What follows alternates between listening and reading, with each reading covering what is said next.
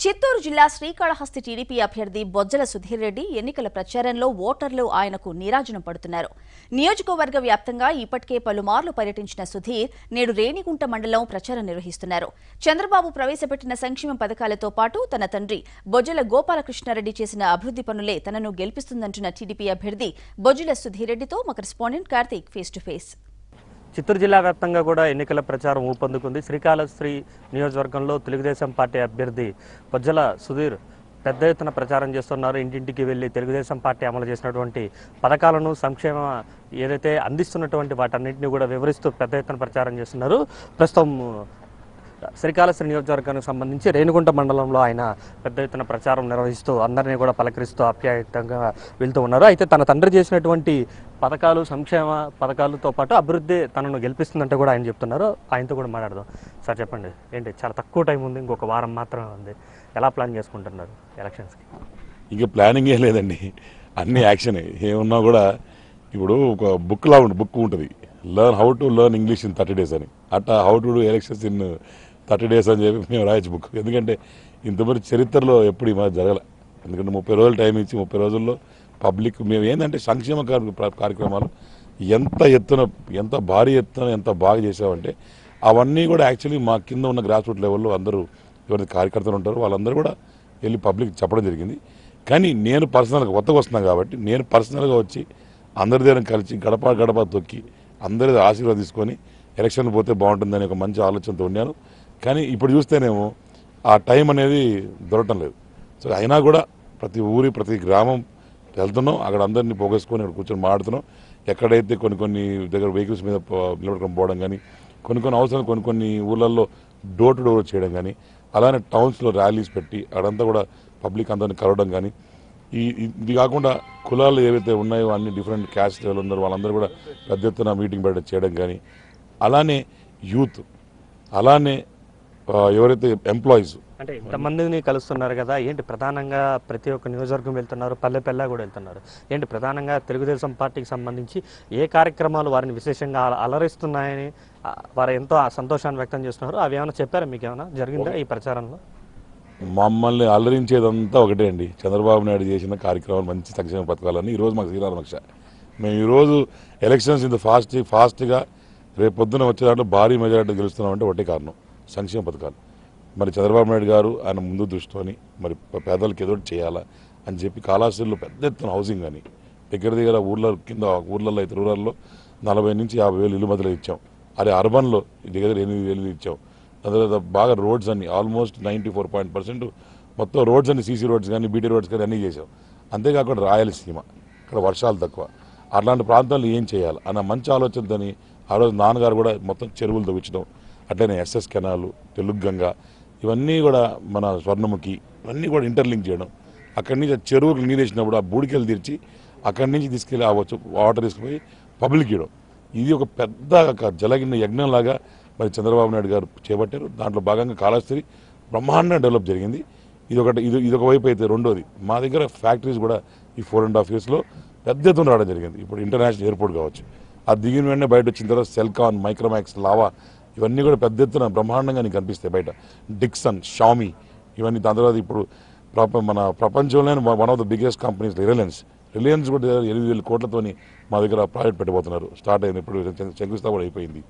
అలానే ఇంకొక మండలానికి వస్తే అక్కడ ceramic hub, rack ceramic, flora, Kajaria, దాని తర్వాత జాగ్వార్ ఫిట్టింగ్స్, ఇవన్నీ ఒక సెరమిక్ హబ్ లాగా చేయడం. అక్కడి నుంచి ఇక్కడికి ఎడ్యుకేషనల్ హబ్ ఒకటి, ఎడ్యుకేషన్ హబ్ దగ్గర మళ్ళీ అక్కడ ఐసర్, ఐఐటి, IIIT అక్కడ. దాని తర్వాత ఇక్కడ ఫార్మా హబ్లో ముందు నుంచే ఉన్నాయండి ఆల్మోస్ట్ 40-45 కంపెనీస్. ఇవన్నీ కూడా వచ్చిన తర్వాత ఎంప్లాయ్మెంట్, బాబు వస్తే జాబ్ వస్తారు. బాబు గారు వచ్చారు, మేము చూపించాను జాబ్ ఎట్లా ఇవ్వగలుగుతారు, చూసి నేర్చుకుంటారు బాబు, ఇట్లా కూడా జాబ్ లేచని ఒక ఎంప్లాయ్మెంట్ బ్రహ్మాండంగా క్రియేట్ చేసి అక్కడ యూత్ని బాగా అట్రాక్ట్ చేయగలుగుతున్నాం. ఈరోజు మీరు చెప్తున్నారు బాబు వస్తే జాబ్ వస్తుందని చెప్తున్నారు, కానీ ఇక్కడ ఉన్నటువంటి కంపెనీలో మీరు ఏదైతే చెప్పారో ఐసర్ అంటే చాలా వరకు కంపెనీల్లో లోకల్స్కి స్థానికతకు ప్రాధాన్యత ఇవ్వలేదు, బయట వాళ్ళు వచ్చి చేస్తున్నారని. ఒకవేళ మీరు ఇప్పుడు ఎన్నికల్లోకి వెళ్తున్నారు, గెలిచిన వెంటనే ఎటువంటి హామీ ఇవ్వబోతున్నారు ఇక్కడ ఉన్నటువంటి నిరుద్యోగ యువతకి? ఇప్పుడు నేను ఒకటి చెప్తానండి, ఇప్పుడు మీరు జర్నలిస్ట్గా ఉన్నారు. మీరు జర్నలిజం చేస్తేనే మీరు ఆ రకంగా అలా క్వశ్చన్స్ అడగలుగుతారు, మాడగలుగుతారు. ఇప్పుడు జర్నలిస్ట్ పొజిషన్ నేను ఓకే ఐటీ చదివినోడుకో లేకుంటే ఇంకో డిగ్రీ చదివినోడికి ఇచ్చాను ఆ క్వశ్చన్స్ కూడా సరిగ్గా అడగలేరు. సో ఏ జాబ్కి ఎవరు సటన్ సూట్ అవుతారో వాళ్ళే తీసుకుంటారండి. ఇప్పుడు మా దగ్గర ఏంటంటే శ్రీకాళహస్తి ఇన్స్టిట్యూట్ ఆఫ్ టెక్నాలజీ అని ఒక పెద్ద బ్రహ్మాండం కాలేజ్ ఉంది. అది నాన్నగారు ఆ రోజు పెట్టించి interlinked with the temple. So దాంట్లో ఏంటంటే ఎడా చదివేశారు మా దగ్గర బ్రహ్మాండంగా. అందరు కూడా ఇంజనీర్స్ అయిపోయారు. అక్కడ కొద్దిగా ఇబ్బందులు రావడం జరిగింది. ఇప్పుడు కూడా నేను 100% వచ్చేసాను చెప్పను, but still we have covered maximum. ఇప్పుడు 4.5 years 5 years అయింది వచ్చి. 5 yearsలో ఆల్మోస్ట్ 75% వరకు చేయగలిగాం. ఇంకా 25% అనేది ఉంది.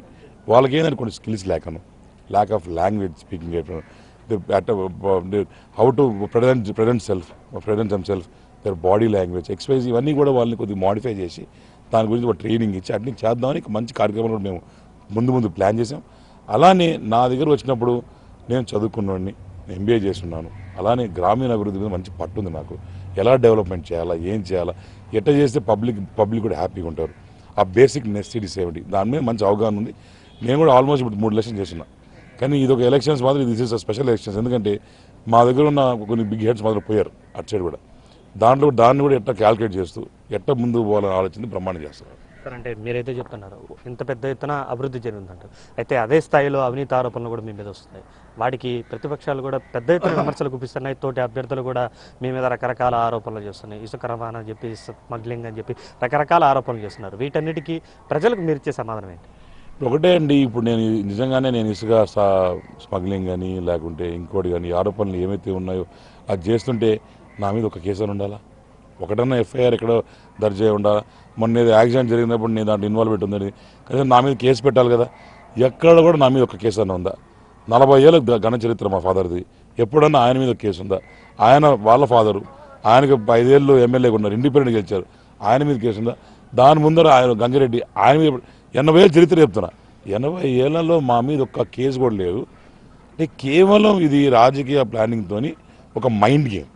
వాళ్ళు ఈ రకంగా మైండ్ గేమ్ ఆడి సుధీర్ అటు చేస్తున్నాడు అంటే ఇప్పుడు వస్తున్నాడు మసూదర్ రెడ్డి, అతని మీద 4 కేసులు ఉన్నాయి ఆల్రెడీ ఎఫ్ఐఆర్. దాంట్లో ఆయన మనం నామినేషన్ చేసేటప్పుడు దాని ఎఫ్ఐఆర్లో కూడా 4 కేసులు నా మీదని మొత్తం రాసుకున్నాడు. ఇక్కడ మన ఎయిర్పోర్ట్లో కూడా ఒక ఎస్ఐ మొత్తం కొట్టడం జరిగింది. జగన్మోహన్ రెడ్డి ఈయన ఇద్దరు కలిసి బాగా కొట్టడం జరిగింది. ఇప్పుడు జగన్మోహన్ రెడ్డి గారు చూస్తే కాంపిటీషన్ బిట్వీన్ నా కేసులు ఎక్కువ ఉన్నాయంటే నా కేసులు ఎక్కువ ఉన్నాయంటే అభివృద్ధి గురించి ఆలోచించాలా. ఇప్పుడు జగన్మోహన్ రెడ్డి ఆయన 13 కేసులని, కనీసం నాకు ఒక 5-6 కేసులు మినిమం ఉంటే ఎమ్మెల్యే టికెట్ ఇస్తా. ఈ టైప్లో ఉన్నాయి వాళ్ళకి. మా వాళ్ళ అభివృద్ధి అది. దీన్ని బట్టి దొంగ చేతికి తాళాలు ఇస్తే మొత్తం దోచుకుపోయినట్టు వాళ్ళ పరిస్థితి ఉంటుంది. ఈరోజు కాళహస్తిలో ఇసుక ఎక్కువ ఉంది కాబట్టి ఇసుక గురించి చేస్తారు. మొన్న మా ఫాదరు ఫారెస్ట్ మినిస్టర్గా చేసినారు కాబట్టి జరుగుతుందని ఉంటాడు. అదే మా ఫాదర్ ఆర్ఎండ్బి ఉండే అనుకోండి, రోడ్స్తో దోసేసాడని చెప్పాడు. అదే ఇంకో పంచాయతీరాజ్ ఇరిగేషన్ అనుకోండి, చెరువులు తినేస్తారనేది. ఈ రకంగా ఇదొక కామన్ ఎజెండా అయిపోయి అవతల మీద మట్టెత్తు పోయడం అనేది చాలా బ్యాడ్ ఇదండి. ఇంకా కూడా ఈరోజు నేను చెప్పేది ఒకటే, ఈరోజు జరిగిన అభివృద్ధి చూసి ఓటేయండి. రేపు నేను చెప్పేది రేపు చూపిస్తా, అది వేరే కథ. ఏం చెప్పి వెళ్ళబోతున్నారు? గెలిచిన వెంటనే ఏమేమి హామీలు ఇస్తున్నారు? అది ఎన్ని రోజుల లోపల అమలు చేస్తారని చెప్పి ఒక శ్రీకాళహస్తికి సంబంధించి ఒక మేనిఫెస్టో అలాంటిది ఏమైనా పెట్టుకోవడం జరిగింది మీరేమన్నా? మాది ఒకటే అండి ఎజెండా. మేము చెప్పేదల్లా ఒకటి, ఈ రోజు నాన్నగారు చేసిన అభివృద్ధి చూడండి, నేను రేపు పొద్దున చేసే అభివృద్ధి చూడండి. దాంట్లో భాగంగా రేపు పొద్దున వచ్చిన తర్వాత మా రాయలసీమలో నీళ్ళు తక్కువ కాబట్టి అది ఇంటింటికి నీళ్ళు ఎలా తీసుకుపోవాలి వేసవి కాలంలో అనేది మొదటి పాయింట్. సెకండ్ వచ్చేసి ఇప్పుడు ఎవరైతే మా యూత్ ఉన్నారో వాళ్ళు అన్ఎంప్లాయ్మెంట్ ఉందో వాళ్ళని ఎలా తగ్గించాలా, ఎలా ఎంప్లాయ్మెంట్ చేస్తామనేది కూడా వాళ్ళకి ప్రాక్టికల్ చూపిస్తున్నాం. ఎక్కడెక్కడ ఫ్యాక్టరీస్ ఇప్పుడు ఇతనం వేసిన వెంటనే చెట్టు అయిన తర్వాత ఫ్రూట్స్ వస్తాయి, అంతేగాని ఇతనం తినేస్తే ఇతనం తింటారు కానీ ఫ్రూట్ రాదు. కాబట్టి అదే విషయంగా మరి ఆ చెట్టు ఒక విత్తనం అనేది వృక్షమైన తర్వాత మనం ఏదైనా చేసుకోగలుగుతాం. వేరే ఫ్యాక్టరీలు ఇప్పుడు కొత్త వస్తున్నాయి, అవన్నీ కూడా రావడానికి ఒక 6 months to 1 year పడుతుంది మొత్తం రీచ్ అవ్వడానికి. దాని తర్వాత ఒక పెద్ద ఎత్తున ఎంప్లాయ్మెంట్ జనరేషన్ క్రియేట్ అవుతుంది. దాంట్లో ఏ రకంగా చేస్తామో అని చెప్పి వాళ్ళందరితో మాట్లాడడం, వాళ్ళు కొంచెం చేయడం. అలానే ఈ వాటర్ అనేది మోస్ట్ ఇంపార్టెంట్. సెకండ్ థింగ్ వచ్చి చెరువుల్లో ఆ కనెక్టివిటీ చెరువుల్లో అయితే బుడికలు తీయించాలండి. బుడికలు తీసినప్పుడు అయితే అన్ని ఎక్కడైతే చెరువులు ఉన్నాయో అవన్నీ కూడా గ్రౌండ్ నీళ్ళు వచ్చినప్పుడు ఆ గ్రౌండ్ వాటర్ రీఛార్జ్ అయినప్పుడు బ్రహ్మాండంగా నీళ్ళు వచ్చే పరిస్థితి అదొకటి. దాని తర్వాత ఇంకో మోస్ట్ ఇంపార్టెంట్ థింగ్ ఏంటంటే ఈ టెంపుల్ని ఆ చుట్టుపక్కల ఏదైతే మనం వైడనింగ్ చేసామో అదంతా కూడా ఒక క్లీన్ అండ్ గ్రీన్ శ్రీకాళహస్తిగా డెవలప్ చేయాలని ఒక మంచి ఉద్దేశం ఉంది.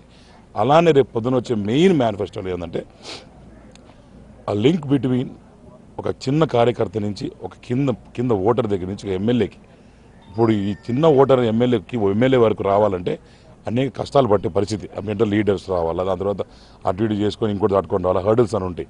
అట్లా కాకుండా ఇతను నాతో డైరెక్ట్గా కాంటాక్ట్లో ఉండాలి. ఏ ట్రాన్స్పరెన్సీ.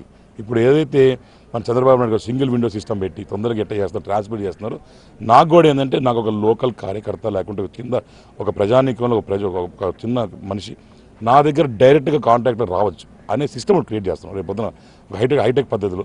అది కూడా అతను ఏమైనా పనితో నాకు వచ్చాడు అనుకోండి, he will get a message back. అంటే ఒక పని వచ్చిన తర్వాత నా సెల్ ఫోన్ నెంబర్ తీసుకుంటాం. సెల్ ఫోన్ నెంబర్ తీసుకున్న తర్వాత విదిన్ 24 hours నీ పని ఇది, ఈ పని మీద వచ్చావు, నీ పని నెంబర్ ఇది అని చెప్పి ఒక అష్యూరెన్స్ లాగా వచ్చి అక్కడి నుంచి ఇన్ని రోజుల పని అవుతుంది అని చెప్పి అతనికి అష్యూరెన్స్. అంటే ఇది మొబైల్ నెంబర్ ద్వారా ఉండబోతుందా, యాప్ రూపంలో ఉండబోతుందా? ఈసారి we going to make it online and also ఒక డేటా కలెక్ట్ చేస్తాం. ఆ డేటా ఆల్రెడీ మన డేటా ఉంది మన శ్రీకాళహస్తిలో ఎవరైతే ఉన్నారో ప్రజల గ్రామాల్లో డేటా ఉంటుంది. అలానే ఇప్పుడు ఏంటంటే ఒక మీటింగ్స్ పెట్టుకొని వెళ్ళిపోతున్నాం. ఇటు కాకుండా గెలిచిన తర్వాత ఎప్పుడైతే నాకు వాళ్ళు పడే బాధ తెలుస్తాయో నేను చేయగలుగుతా. కాబట్టి ప్రతి గ్రామం తిరిగి అక్కడ ఏమైతే రోడ్ ప్రాబ్లమ్స్ ఉన్నాయా, లేకుంటే నీటి ప్రాబ్లమ్స్ ఉన్నాయా, లేకుంటే సైడ్ కాలువ ప్రాబ్లమ్స్ ఉన్నాయా, అవన్నీ వెళ్ళి చూసి ఒక రోజు మొత్తం కూర్చొని పక్కనంతా దాన్ని ఎక్స్పీరియన్స్ చేస్తేనే ఒక రాజకీయ నాయకుడి లాగా నాకు అర్థమయ్యేది, నేను పని చేయగలుగుతా. ఈరోజు ఏదో వచ్చి 10 మంది 100 మంది మీటింగ్ పెట్టుకొని తూతూ మంత్రాలకు మాడేసి ఓట్లేని చెప్పి వెళ్ళిపోయిన తర్వాత మళ్ళీ 5 సంవత్సరాలు. ఎందుకంటే వీ హ్యావ్ టు ఇప్పుడు రాజకీయం అంటే డిఫరెంట్ కోణంలో చూడాల్సిన అవసరం ఉంది. ఇంత ముందర మేము ఈ రాజకీయానికి వెళ్ళినప్పుడు కాంగ్రెస్ పార్టీలో ఉన్నప్పుడు వెళ్తానే 10 మంది ఆడవాళ్ళు వచ్చేసి తిట్టేసేది, ఏమయ్యా ఇప్పుడు వచ్చిన ఎన్నికలకి ఏం చేస్తావు నా కోసం, ఇంకా ఏం చేయబోతున్నారు, ఇదే గోలగా ఉండేది. ఇప్పుడు వెళ్ళినప్పుడు పబ్లిక్ రెస్పాన్స్ లైక్ ఫినామినల్లీ గుడ్. ఎంత మంచి రెస్పాన్స్ ఉందంటే వాళ్ళు వెళ్ళిన వెంటనే బాగా మాట్లాడుకుని, ఆయన నువ్వు బలాన్ని గోపాలను కొడుకువా, ఎలా ఉన్నావు, బాగున్నావా, ఏం అమ్మ నాయన బాగున్నారా, ఈ ఎండలో నువ్వు రావాలా, అవసరమా, నువ్వు ఇంట్లో కూర్చొని మేము ఓట్లేస్తాం కదా, మా అన్న చంద్రన్న నాకు ఇంత చేశాడు. ఇంకో దగ్గర అయితే మీకు విషయం చెప్పాలా, ఒక దగ్గర ఒక ఓటర్ దగ్గర వెళ్ళినప్పుడు ఆమెను అడిగా, నాన్న అమ్మ పెన్షన్ వస్తుందా అవ్వ అని అడిగా. వస్తుంది నాయన. ఎవరు ఇస్తున్నారంటే చంద్రబాబు నాయుడు అన్నాడు. ఆహా అనేసి, అవ్వ మరి చంద్రబాబు నాయుడు ఓటేస్తావా అని. ఆమె ఎంత కోపం చూసిందంటే, నువ్వు రాజకీయ నాయకుడుగా నువ్వు పార్టీ మార్చొచ్చావు కానీ నేనైతే ఓటు మార్చను ఆయన, కంపల్సరీగా చంద్రబాబు నాయుడుకి వేస్తానని పరిస్థితి. అంత డీప్గా మరి ఆ పేదవాళ్ళకి ప్రతి ఇంట్లో ఒక అన్నలాగా, ప్రతి కుటుంబంలో కుటుంబ పెద్దలాగా, ప్రతి ఇంట్లో ఒక తండ్రిలాగా ఈరోజు చంద్రబాబు నాయుడు గారు కానీ ఇక్కడ గోపాలకృష్ణారెడ్డి గారు చేసిన అభివృద్ధి మాత్రం చూసే మాకు శ్రీరామ రక్ష అని చెప్పి పోతున్నాను. ఎస్, ఇది బొజ్జల సుధీర్ రెడ్డి చెప్తున్నారు. ఏదైతే తన తండ్రి చేసినటువంటి అభివృద్ధి కార్యక్రమాలతో పాటు ముఖ్యమంత్రి చేపట్టినటువంటి సంక్షేమ కార్యక్రమాలే తనను గెలిపిస్తాయంటున్నారు. అయితే రాష్ట్రంలో కొత్తగా ఏదైతే తాను గెలిస్తే మాత్రం ఏదైతే సమస్యలు ఉన్నాయో ఆ సమస్యలు అన్నింటినీ పరిష్కరించడానికి ఒక కాల్ సెంటర్ లాంటిది ఏర్పాటు చేస్తారని, ఒక నూతనమైనటువంటి ఆన్లైన్ సిస్టమ్ను ఏర్పాటు చేసి ఎక్కడ ఏ సమస్య వచ్చినా సరే నేరుగా ప్రజలు తనతో ఇంటరాక్ట్ అయ్యే విధంగా కూడా ఒక ప్రత్యేకమైనటువంటి వ్యవస్థను ఏర్పాటు చేస్తామని చెప్తున్నారు. పూర్తి స్థాయిలో నియోజకవర్గ వ్యాప్తంగా ఉన్నటువంటి నిరుద్యోగ యువతకు కావచ్చు, తాగునీటి సమస్యను కావచ్చు, వాటన్నిటిని కూడా ఏడాదిలోపు పరిష్కరిస్తారని, ఖచ్చితంగా తనను గెలిపించాల్సిన బాధ్యత శ్రీకాళహస్తి మీద ప్రజల మీద ఎంతవరకు ఉందో అంతే బాధ్యత, అభివృద్ధి చేసే బాధ్యత తనపైన కూడా ఉందని ఆయన స్పష్టం చేస్తున్నటువంటి పరిస్థితి ఇక్కడ ఉంది. కెమెరా పర్సన్ చెంచయ్తో కార్తీక్, ఎన్టీవీ, శ్రీకాళహస్తి నుండి.